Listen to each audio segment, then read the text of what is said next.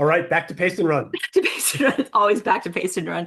So I was like, all right, do y'all remember? I'm sure y'all remember when Qbot was so prevalent. We started getting really, really in the weeds, looking at the different distribution affiliates and initial access brokers that were sending out all of those emails and kind of the differences in their command lines. And I'm like, why don't we look at that again this month? Let's see what these different paste and run campaigns look like from our perspective. So this is when we see it, we don't tend to see the actual lore because that happens in the browser. We see what happens when we get the user interaction with the lore and the execution process starts. So these are some examples from this past month of what some of these kind of first execution commands look like on the endpoint with different kinds of paste and run campaigns. It used to look a lot more homogenous because there were fewer groups that were using it or fewer affiliates that were using it. Now, like you said, there's a bajillion variants, all the fixes, crash fix, click fix, file fix.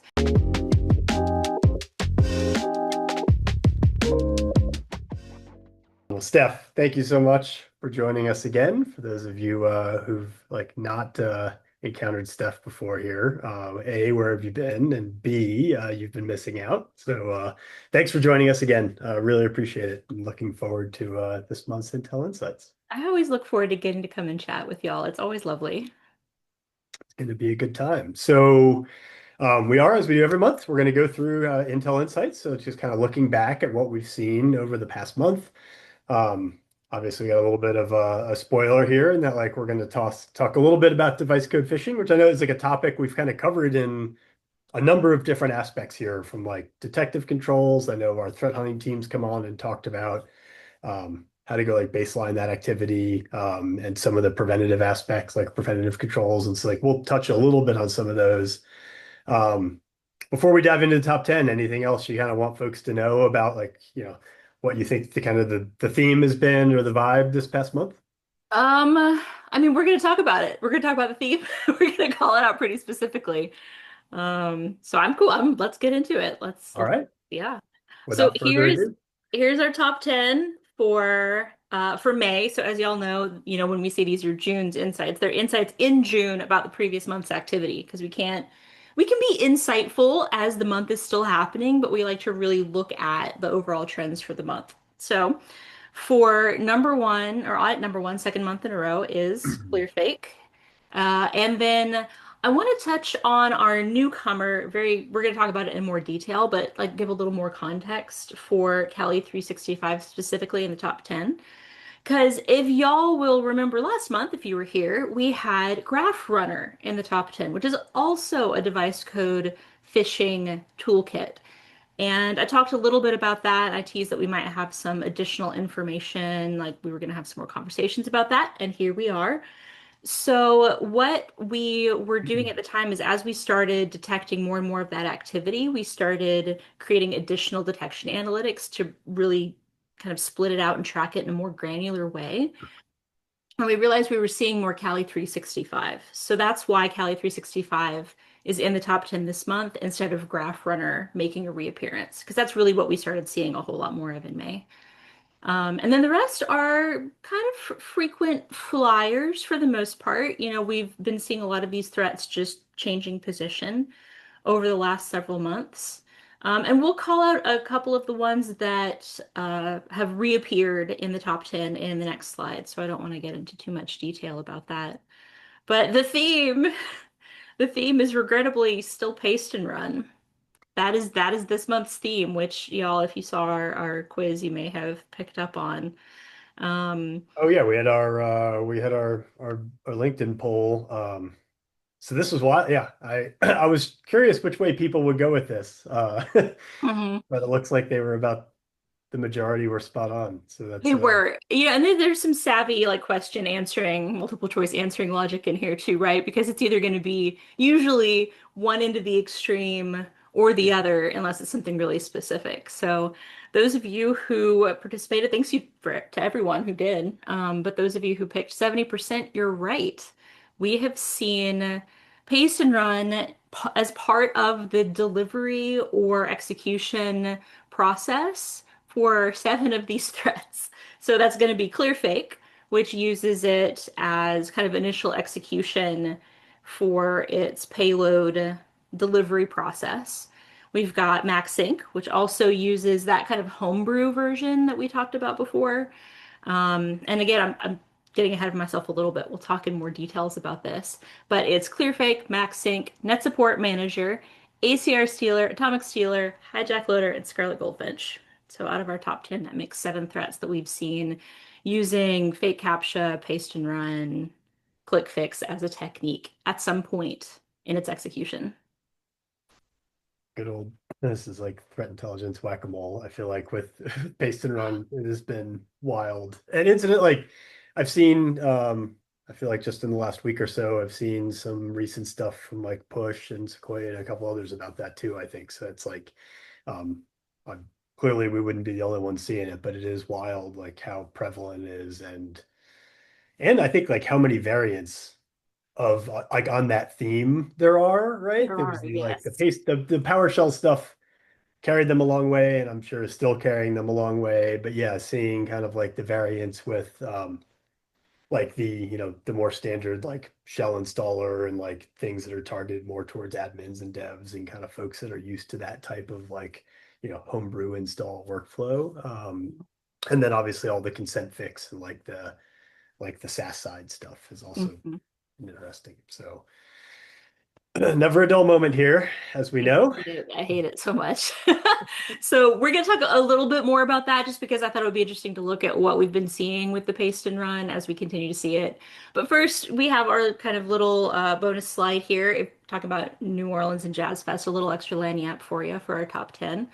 So, like I mentioned, ClearFake's second consecutive month at number one. HijackLoader and TeamPCP are back on the list. So, HijackLoader is back on the list for the first time since September, which is interesting.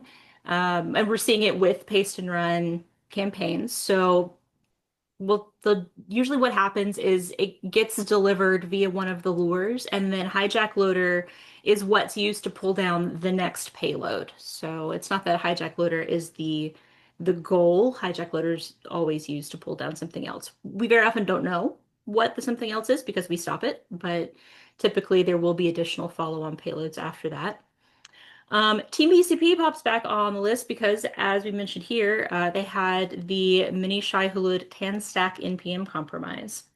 So if you're interested in that, TAN-STACK actually did a really, really good kind of post-mortem roll-up, and that was really interesting to read.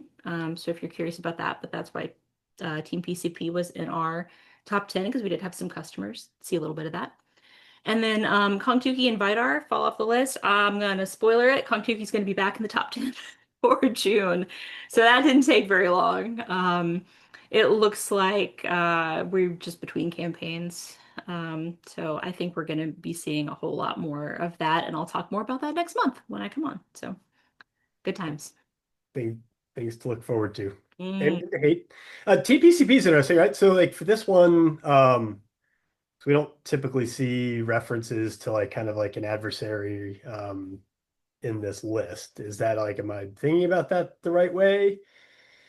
So, like, you mean as far as like having adversarial groups in our top 10? Yeah, exactly.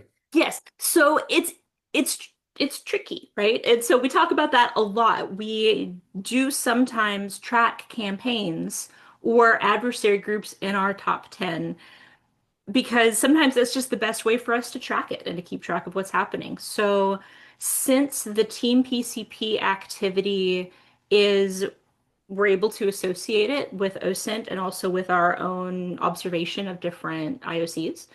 And they are kind of doing similar enough things across their specific compromises that we're kind of tracking them almost like a, Mhm. I don't know, it makes sense to track it this way for us and to keep it in our top 10. So you're right, we don't do that too terribly often, but it makes sense for us to do it for this particular group. Yeah, totally logical. It's just kind of I hadn't thought about that when I was kind of glancing at the list yesterday, and it just jumped out at me that like I know we talk a lot about them, and I know we track them for really good reasons. It just is, yeah, it's kind of exceptional. I think maybe because a lot of the groups and things like that that we've been hearing about for years are the ransomware actors and things like that. And so I was like, we're kind of like one or several steps before those things materialize. So like it's not like we don't end up doing a lot of like ransomware actor attribution necessarily. Mhm. Because we're looking at kind of like the much earlier stage activity payloads, things like that. So yeah, I don't know, it's interesting. And it's just, I mean, maybe also says something about how supply chain compromises, particularly in open source, materialize, right? Which is like they're far more immediate than things like more traditional breaches where there's like multiple stages and multiple opportunities. Mhm. Um, so yeah, that's I don't know, interesting observation, something to keep our Yeah. eye on. I always like talking about the way that we track and cluster things. I won't go on too much of a tangent, but we have done this before, and I think you really hit the nail on the head when you're talking about looking at the supply chain compromises, because with even ransomware groups, we're much more likely to report on what we see directly, which are going to be like maybe specific payloads that are delivered or specific tools that are used. We tend not to zoom out too far just because of the intelligence space that we sit in. And so previously, if y'all remember, this is going all the way back to the beginning of 2025. Labyrinth Kalima was in the top 10 because of that Google Chrome extension compromise that happened at the end of the year before. So again, in that sense, it's kind of like a supply chain compromise. It's like we have this activity. How do we want to track it? We'll track it as the group, or HijackLoader, as y'all will remember, was also in our top 10 because that was a specific compromise we wanted to track. So it's interesting. It's interesting that we're always trying to track things in a way that makes more sense, that makes it easier to follow over time. I always love talking about our thought process behind it. So I'm Yeah, glad you no, called it out. It is interesting. yeah, it's neat and definitely like interesting just to think about the clustering behind those and like that the ones like when we do have those adversary groups show up, they have tended to be like in that supply chain space, which Very is often, yeah.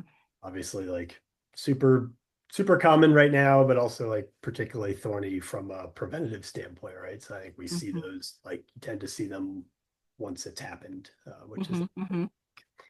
all right. Back to paste and run. To paste and run. It's always back to paste and run. So I was like, all right, do y'all remember? I'm sure y'all remember when Qbot was so prevalent. We started getting really, really in the weeds, looking at the different distribution affiliates and initial access brokers that were sending out all of those emails and kind of the differences in their command lines. And I'm like, why don't we look at that again this month? Let's see what these different paste and run campaigns look like from our perspective. So this is when we see it, we don't tend to see the actual lure because that happens in the browser. We see what happens when we get the user interaction with the lure and the execution process starts. So these are some examples from this past month of what some of these kind of first execution commands look like on the endpoint with different kinds of paste and run campaigns. It used to look a lot more homogenous because there were fewer groups that were using it or fewer affiliates that were using it. Now, like you said, there's a bajillion variants, all the fixes, crash fix, click fix, file fix, and that plus what do you want to call it? Like click fix as a service. Tools that are available to folks. So there's just a lot of different campaigns that are delivering a lot of different payloads with different paste and run commands because they're being put together by different folks. So um, you'll see Scarlet Goldfinch, it looks a lot like what we have seen previously. They're using a lot more carrots for obfuscation. And there's a range of different execution vehicles too. You've got CMD.exe, you've still got PowerShell, you've got MSI exec, which again, over time, we've seen all of those used more or less often. Um, but yeah, I just thought it was interesting. And some look a lot like they have looked for a long time. For example, HijackLoader, a lot of the earlier paste and run execution command lines, you'd actually see that verification check in the command get returned as part of what they were pasting in and then executing. That's getting less common as that particular style of paste and run isn't leaned on quite as heavily. So we're seeing a lot more of those, like you said, file fix or homebrew style executions like we've got for Atomic Stealer. But yeah, I thought it was interesting to see how different they look. when you start looking at the individual commands by these individual threats that we're tracking.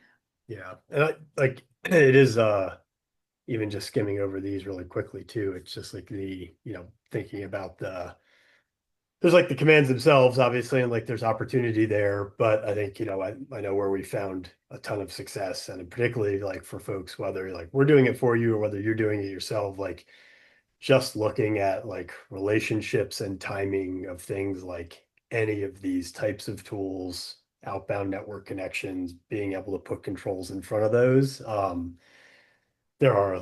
There's so much commonality just because this is one of those cases where like at the end of the day, like these folks are still subject to the laws of physics. So like they got to gain execution, then they've got to talk, they've got to pull later stage payloads. And so um, just always encourage folks to just kind of like take a little bit of a step back from these. And it's like there are so many opportunities to get in front of this, which in a lot of ways makes it really, really sad that this is 70% of like our top 10 by volume, which is bonkers, but It's so here we are. effective.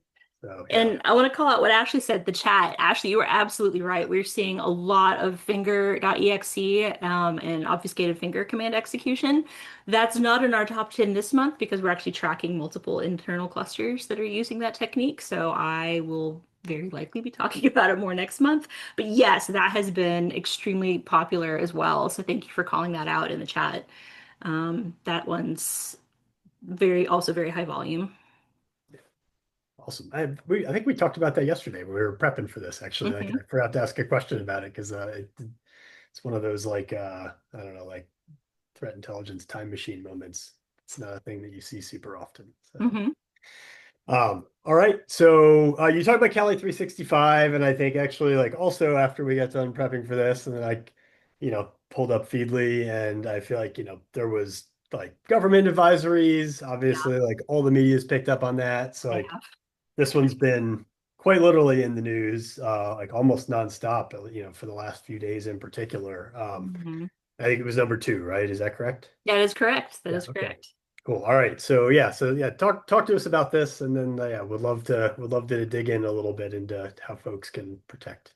Absolutely. So it was interesting prepping for this because I did see that the FBI bulletin that got released at the end of May had also gotten picked up by some additional news outlets, I think just yesterday.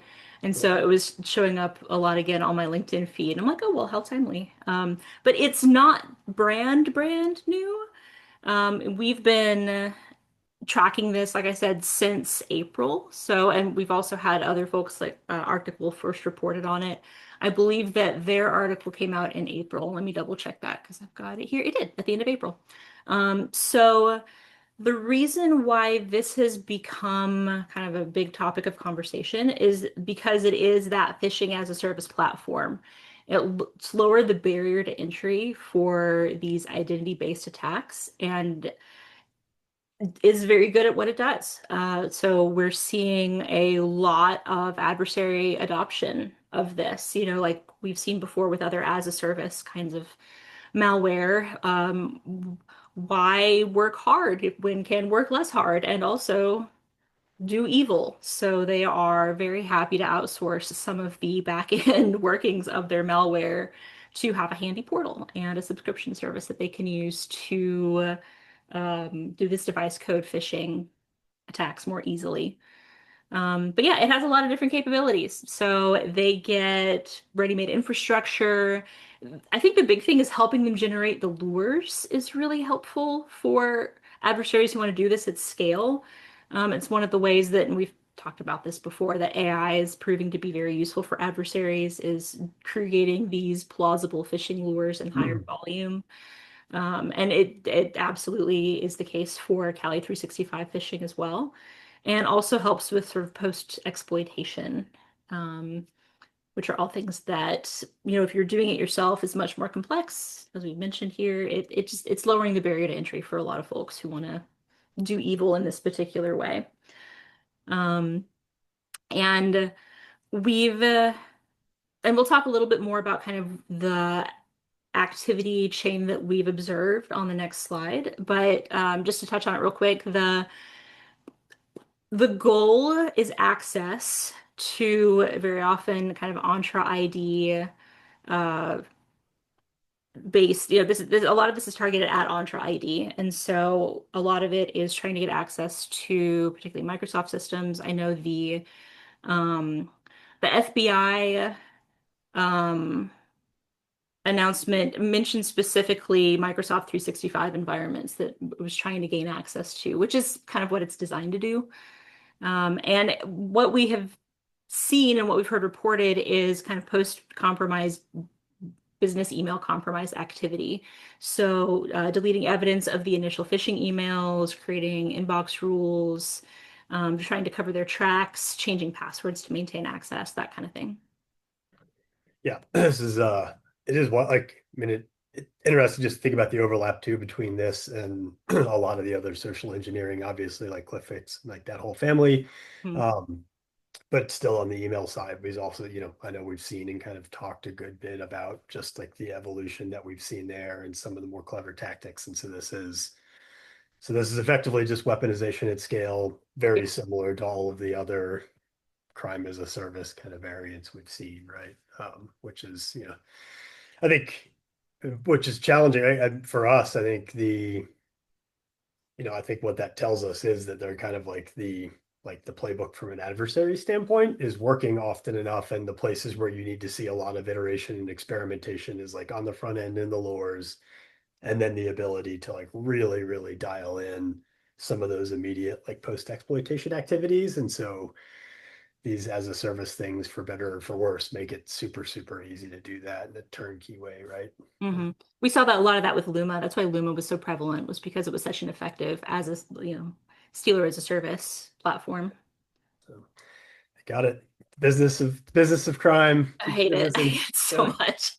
And one thing I want to call out is device code phishing is not new, right? Authorization attacks are not new. We've been specifically talking about device code phishing since at least 2022. Yep. And so, like, we talk about this a lot. I know that you and I have talked about it before. This sounds like a new scary thing. It's bigger. It is at a larger scale, but this is device code phishing, and these are authorization attacks, and those aren't new. Those are not new to Red Canary. Those are not new to Defenders. The scale of it makes it more intimidating, and the availability of it to people that wouldn't be able to do it otherwise makes it more of a hassle. But I always like to kind of demystify that a little bit. We always want to fight the FUD. This is authentication, an authentication issue. This is device code phishing, and those are not new things. This is just a new package for it that's a little slicker than some of the ones that we've seen previously. So when we like looking at these, like, is there anything then, like when you kind of look at this attack chain, like, Mhm. is there any uniqueness here that you think has like led to it being like lower friction in terms of getting someone to take the bait and becoming successful? And or like are there areas here where you think it's been particularly challenging to find? I do think that there are reasons why it is more successful. One of the reasons is because this is newer, right? One of the nice things about user education and our users is they do learn, they get savvy, they recognize things as suspicious.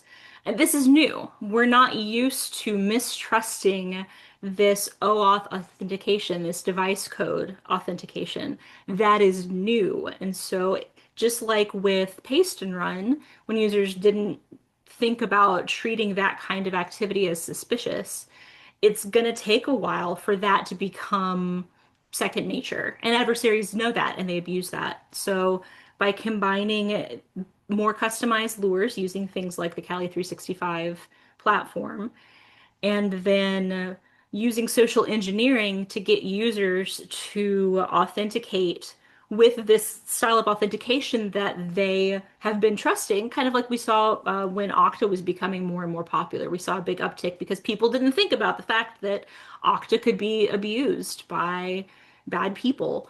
And so I think that's another reason why this is proving to be as effective as it is right now, because we're still in that this is newer and we haven't learned that this can be used in ways that are not legitimate at this point.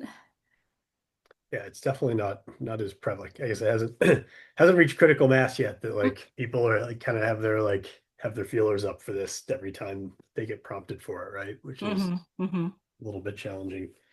Um, awesome. All right. Well, then, so let's talk about what to do about this one because I know this when we had Matt on.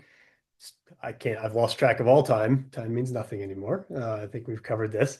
Um, but we have talked about kind of like some of the really specific like detective controls, log sources, things like that. And then there's obviously like some of the like the broad brush preventative controls. So yeah, I don't know, like take us through kind of like the like big picture, like some of the overarching activities, and then might have a couple questions. So. Hmm. Absolutely. So, like it says, conditional access is your friend. It really, if you can implement conditional access, that will help so much in mitigating this kind of activity. So, making sure that the authentication flow for users and restricting that flow access with specific group exceptions and service accounts will be a big help in mitigating this because then they just can't follow that. They won't be able to do what they are trying to do in those cases.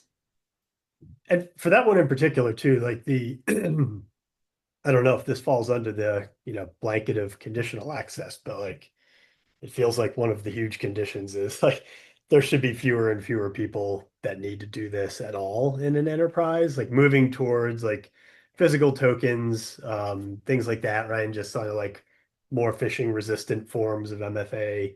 And I do think it's like it feels like it's been a slow shift, but like, you know, getting asked for a token from like like a soft token generator, like an app on the phone, stuff like that is like, and we might be at the bleeding edge of this because we live in a land of paranoia and 19,000 layers. But like, for us, I feel like that's actually pretty uncommon. Like, don't, very seldom do I recall getting asked to like look at my phone and look up a code and type it in somewhere else. That's just like, Mhm. I think we're starting to move away from that. So I think for the majority where that still happens, yeah, like conditional access and just making sure like the very limited set of cases where that flow is really useful. Mhm. And then for everyone else, just, I mean, this is one of those things where I feel like one day we're going to wake up and Microsoft's just going to have this turned off for everybody by default. That will be glorious. Maybe that's already happened. That might be how out of touch I am with managing Entra environments or Microsoft 365. But They have some good publications on it. So Chris is putting the links in the chat if you're interested in how to implement this. Microsoft is, of course, putting out really good articles on how to do some of these things. And then the other notes are also just kind of good access practices, having users re-authenticate to limit the session lifetimes. Good security is very often, I don't want to say a hassle. It just requires extra effort, and that's one of the reasons why adversaries love to kind of abuse people's desire to get their jobs done as quickly as possible, because we all want to do that. We all want to just keep doing our work. yeah, But having people re-auth in is extremely helpful. And also kind of enforcing, like we said here, the token protection to help make sure stolen tokens don't get picked up and reused from other devices. Ooh, Jarrett has something to say about this. Already deployed managed conditional access policy oh, to that's block device code flow. Excellent. Nice. awesome. That is Yeah. awesome. Is that on by default, Jared? Sorry to put you on the spot here. Thanks for showing up to provide technical support. Yes, Um, absolutely. I can yeah, also do like some ninja Googles. Let's yeah. see. I'm curious how much of that just gets like, make the safe way kind of the only way out of the box. And okay, cool. Okay, Um, nice. sweet.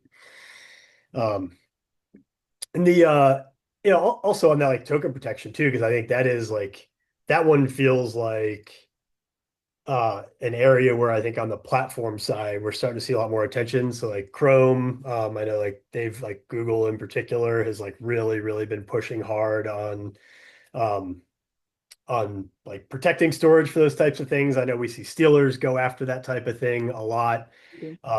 Our team, I think not too long ago, we just put out some research, just kind of to take those few extra steps to bind like session tokens and things like that to specific devices, specific browsers, and so like um, I guess another twist on conditional access, but just continuing to add like more and more stringent conditions, expiration, and protection and just, I guess, a general treating those things with a generally like exceptional level of paranoia Hmm. seems warranted. So Practitioners love paranoia. We love paranoia. yeah, yeah. I mean, Yeah. it's like it's important now more than ever, right? I think the hard part is just figuring out like, how many people can you afford to like be paranoid all the time so that the rest Hmm. of the company can work. And it sounds like, a lot of this chat that's going on with device code flow, just preventative controls and stuff like that. It's like we Hmm. really just have to, this is an area where it feels like a little bit of extra effort getting ahead of these things is critical. So Absolutely. And thank you to everybody who jumped in the chat. Much appreciated. This is yeah. not something that I've had to wrangle with hands-on, so getting to hear from you all is one of my favorite parts about coming on Intel Insights. Yeah, 100%. Thank you. Yeah, thank you so much, Steph. I appreciate it. Thank you all. Next week, join me. We'll be back here with Dan DeCloss from PexTrack. We're going to talk about just overall exposure management, what we see happening with like vulnerability management, purple teaming, red teaming, like how AI is changing and putting a lot of pressure in some of those areas and what the change that's leading to in the back end. So I'm stoked for that conversation. That'll be fun and a little bit different. Um, this was fun. Thank you so much, Steph. Appreciate it. Thanks as always. And thank you all for being here. We'll see you next week.